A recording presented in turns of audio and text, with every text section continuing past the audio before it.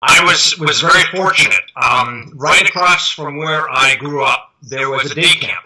And so as a young boy, I went to a day camp, and I was then exposed to leisure and recreation at that point. From there, I went to summer camps, and then looking at college, I knew exactly what I wanted, and that was to study leisure. And there were two schools in Canada at the time. One was 40 miles from home, and the other one was 2,000 miles from home. I chose to go 2,000 miles away to go to college. And hence, when we'll talk about this later, how travel has become part of my life. So again, being very fortunate, I knew what I wanted. I found the schools that offered them the programs, and from Calgary, I went to Washington State, and then got the job at Central.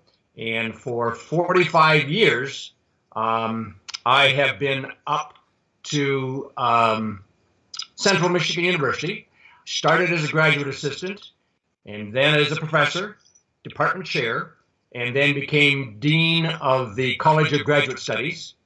And then my last 2 years was in the provost's office. A provost is second in command of the university. He is head of academics, and he has 3 assistants, and I was one of those assistants. So a great career, 45 years at one institution, and now I have retired from there just 2 weeks ago and started a new job in July 1, and here it is near the end of June at a community college.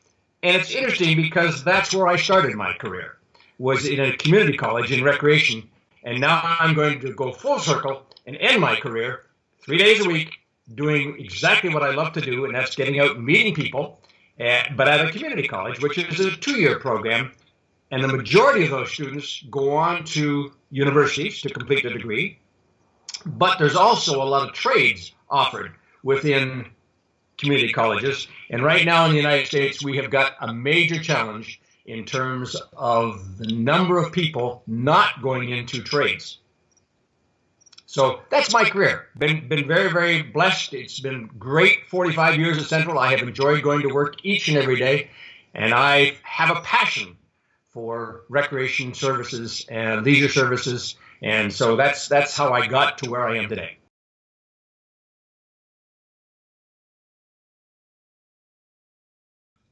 I do a lot of biking, walking, tennis, reading, travel is a big part of my life. I love to garden, and since I've retired, I told myself I wanted to take up the piano again and yoga. And so I will be doing those things. And I do. We're very fortunate in the town that I reside in that we have a lake, actually 3 lakes around. But I ride around the lake, which is, I put in 6 miles every day around this lake right in town.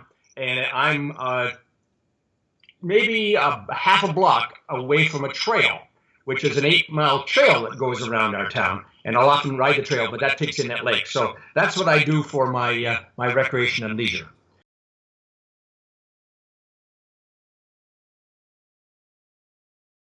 In terms of the effects, growing up, I was fortunate. My parents took me to the nation's capital in Canada, where I grew up, and I am a Canadian.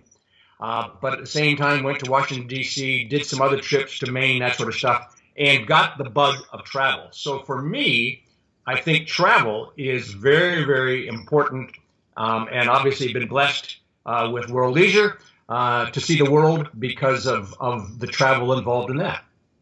So travel, I think, has really opened up my eyes to the rest of the world as well. Yep.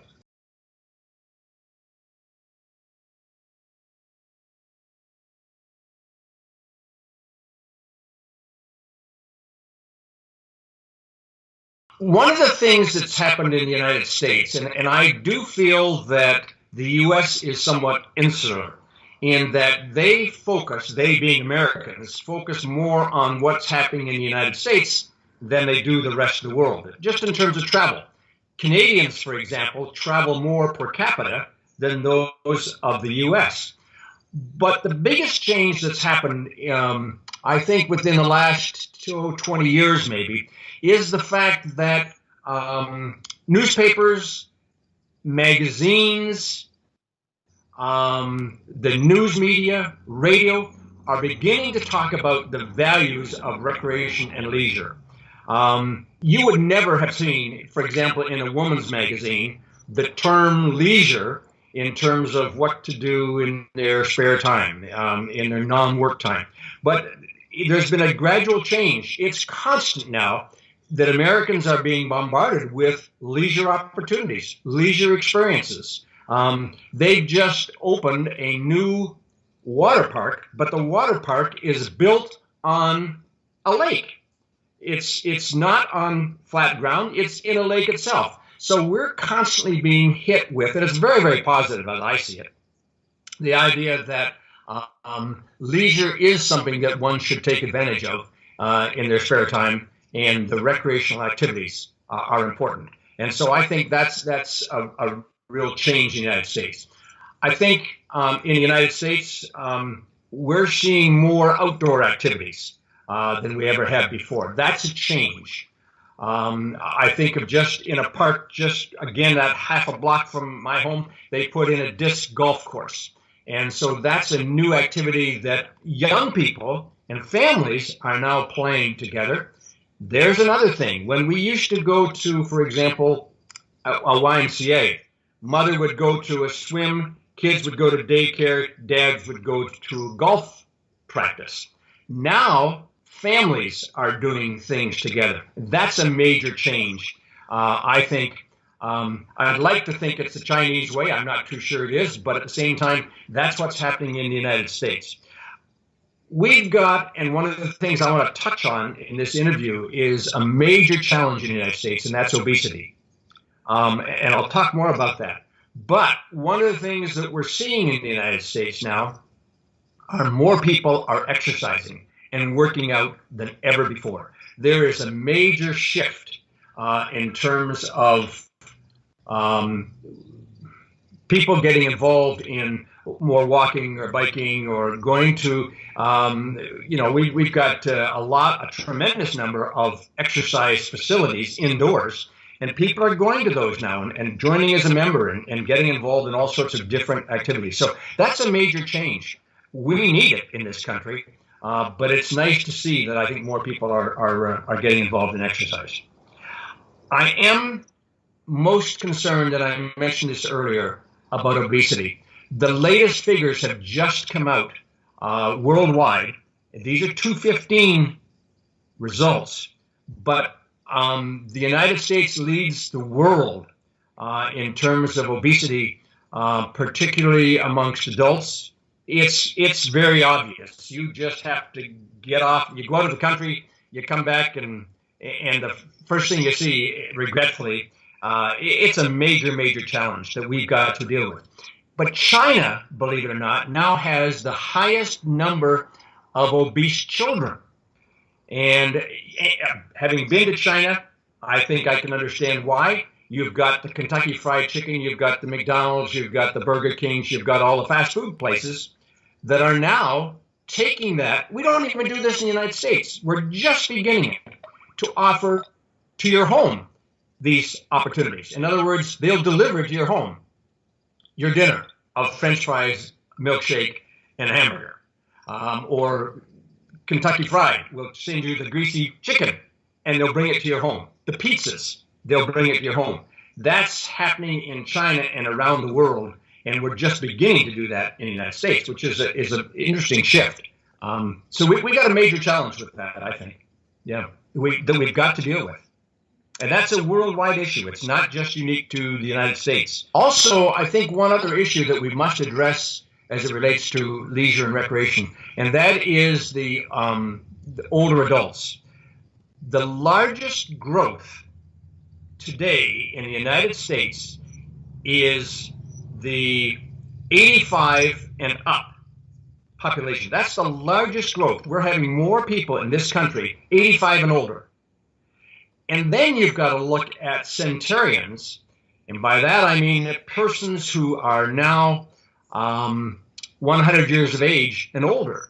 And the information that we're getting is that, in fact, those numbers are going to increase dramatically.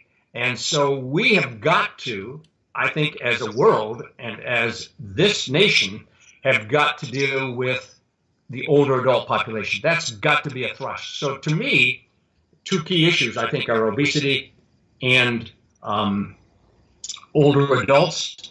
The other problem that we're having now in the United States, and I'd like to think it's somewhat new, we're having a major, major challenge of drug overdoses. We are losing people in this country because of opiates, and it's a major, major issue. It's now becoming to the forefront, and people are now beginning to take note of the number of people in this country who die on a regular basis. It's shocking, of overdoses of drugs.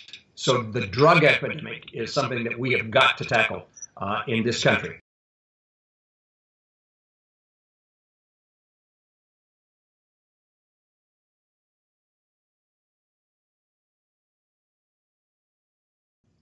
Well, I think for us, it's the idea that physical fitness is now becoming somewhat important to a lot of people, plus the out of doors. I think that more people are traveling and are going camping than ever before. Financially, right now, this country is doing well, and so people are spending more and taking trips and buying motorhomes and trailers and campers and that sort of stuff, and taking advantage of the great outdoors. Yeah.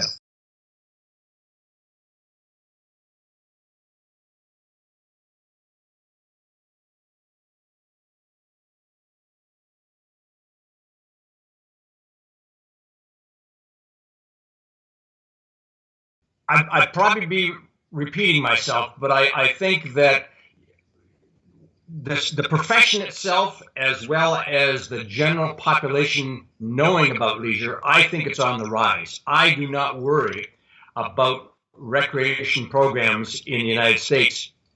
And I think the thing that is, again, amazing to me is that the United States, if you're in college in the United States, you look at what's happening in the United States. You don't look at what's happening in Spain or China or Turkey or Istanbul or wherever. It's interesting. We focus more on the United States. And so I think that we have got to become more worldly in terms of our recreation education. But I do not worry at all, at least in this country, in terms of the number of recreation programs within universities. I see them steady in terms of numbers or even growing. That's, to me, is not an issue.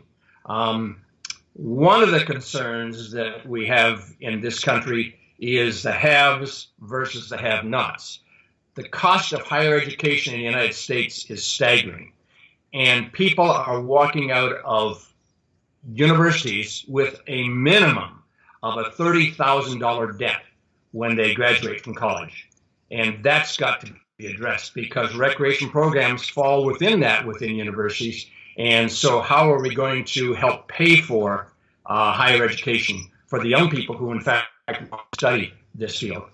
And so I think those are kind of the issues. But I do not worry about the profession itself. I think and I say this worldwide, as I've had the opportunity to travel the world, I don't see that as a problem at all. I think we'll be fine. We'll have all sorts of programs in recreation and leisure education.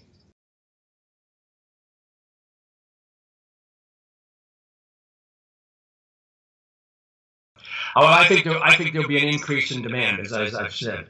But I do think that here are some potentially things that I think need to be included in recreation education programs throughout the world, and that is business. I'd like to think that a student takes some business classes or a business minor.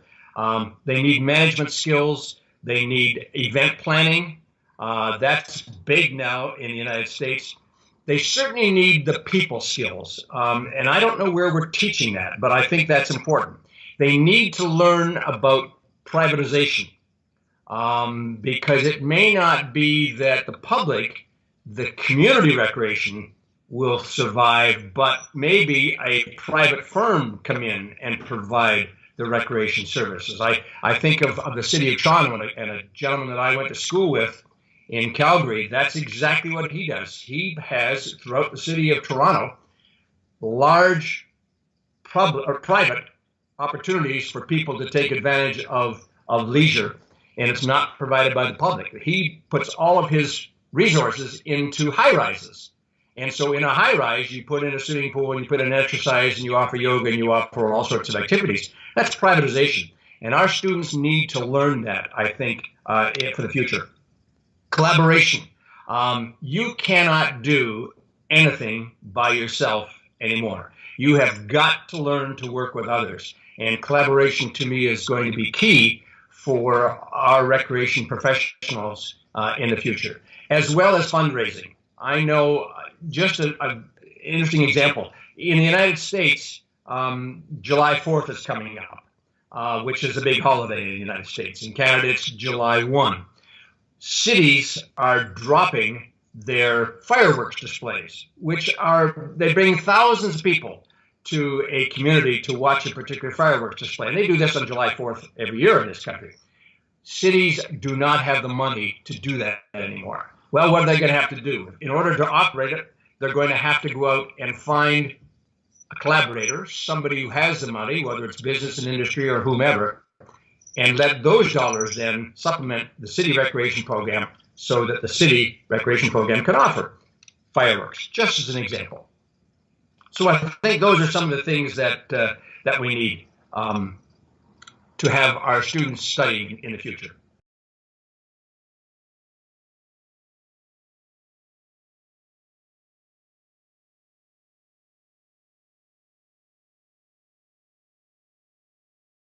To me, I think that we've got to do a better job, but I think that we're exposing the world to leisure and recreation services. I think of China as a good example. When you think that they just put in their first Disney, and now we know the gentleman who is now supporting 10 theme parks in that country. I'm always shocked when I go and see people working out in the parks, and the government, the top officials in the government of China, saying that we have got to provide more space for recreation, more time for leisure in the parks, in all of the parks throughout the entire country. We need to put more fitness equipment so that people can work out when they go to the parks. An opportunity for people to come together and talk while their kids are on the playgrounds, that sort of stuff. I think we need to do that sort of stuff, but I think that's what World Leisure is exposing people to, providing the knowledge and the value of recreation. I like the topic that is going to be discussed in Hangzhou, where we're going to talk about the benefits of leisure. What can we do better in terms of our recreation and leisure services for the people of China?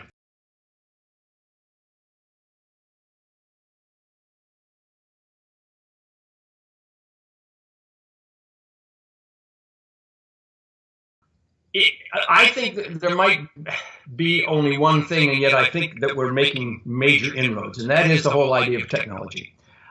We've noticed at our conferences that, for the first time ever, just in Durban, we had people Skyping in their sessions because they couldn't afford to come to Durban. That may happen as we go around the world.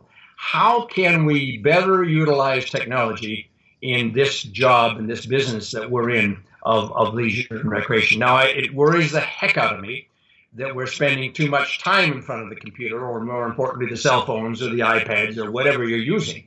And we're missing that interpersonal communication that we need to have. And I think, to me, that's what recreation is. That's the passion that you have for this profession. How can we somehow marry that idea of the better use of technology, but still at the same time keep that human touch? Because it's the human relations in recreation and leisure that, to me, make the difference of what we should be doing.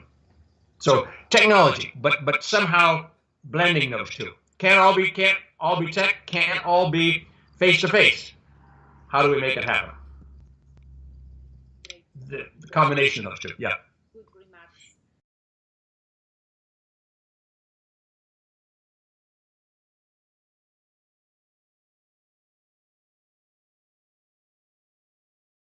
I think I go back to the word knowledge. We have got to get the word out there that World Leisure is an organization that is here to help. I think we're doing a better job of that. I think the special interests that we've created, that's going out to our members and saying, hey, what is it that you feel we need to, because our former ones were put in stone a long time ago. We need to change to meet the needs of today's society.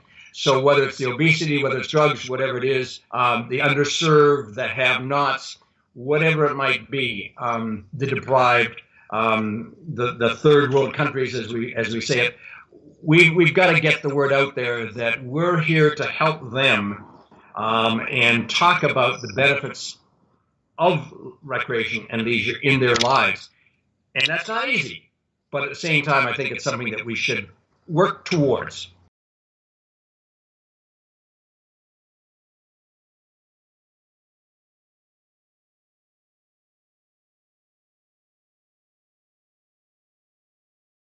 I think membership, again, to me is somewhat important.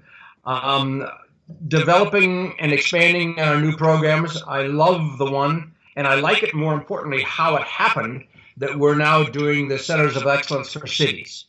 I think that's got some real potential for us, just like the universities have. And again, we've got to find a way that universities can relate to the cities. But I think as we grow and develop our Centers of Excellence for Cities, that's got a huge impact on what we can do, because one of the goals of that whole program is that they start communicating amongst themselves, looking at best practices, looking at quality service, all of those kinds of things. So I think, to me, that has the greatest potential for growth, but I also want more universities involved, because that's the future. That's where we're going to make an impact on young people, and that's going to be our legacy, is to what we can offer for young people to continue to grow and develop this whole thing that we call recreation leisure. I want us to be proactive. I want us to be a leader in the profession, and I think that we are. I see it as a bright future for the World Leisure, and this is a personal compliment to you and your staff. I think you're doing a marvelous job. I'm very, very excited about the future with you at the helm. I'm seeing some wonderful things as it relates to quality, and it's not just offering programs for the sake of offering, but we want quality programs. And whether that's in our Centers of Excellence, or whether that's in a conference or congress or Leisure Expo, whatever it might be, we've got to always put quality first, in my estimation, because that's the sort of thing that I think will bring members and then show the rest of the world what this thing that we call recreation leisure means for them. So those are the things that I think are ones that I would stress. Yeah.